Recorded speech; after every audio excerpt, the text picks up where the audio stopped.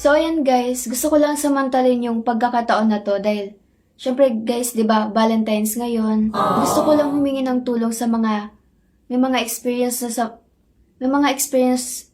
na dyan sa pagmamahal. Sana all. Ano bang feeling guys kapag nagmamahal yung tao? Yung totoong pagmamahal? Ano bang mga na-feel nila? Pwede niyo ba akong tulungan guys? Or crush lang ba yung tipong lagi mo siyang nasa isip, gusto mo siyang makita? Ano ba guys? Di ko kasi alam yun, di ba? Kayo may mga na-experience na dyan? Pwede niyo ba akong tulungan tungkol dyan? Sa pagmamahal?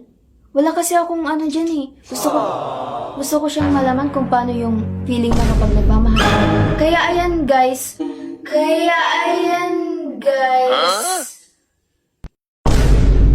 Habang buhay pa yung mga tatay, mga magulang natin, pahalagan natin sila, mahalin natin. Kasi kailan niyo pa sila mamahalin? Or papahalagan kapag wala na sila? Ano ginagawa mo na?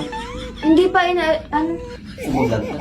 ina-advisean ko lang sila sa mga tungkol sa magulang ka, yung mga hindi nagpapahalaga. Ano pa, tama yung sinabi ko sa kanila pa? Yung mahalin nila yung tatay nila habang nagbuhay pa? Oo, tama yan. Very good. Talaga ba? Oo, galing mo. Galing ko ba? Matouch naman ako sa'yo na.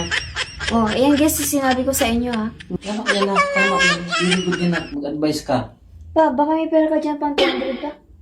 Pahingi ako pa. Ay, tulungan ko. 200 lang. Oo pa. Sige, dali lang.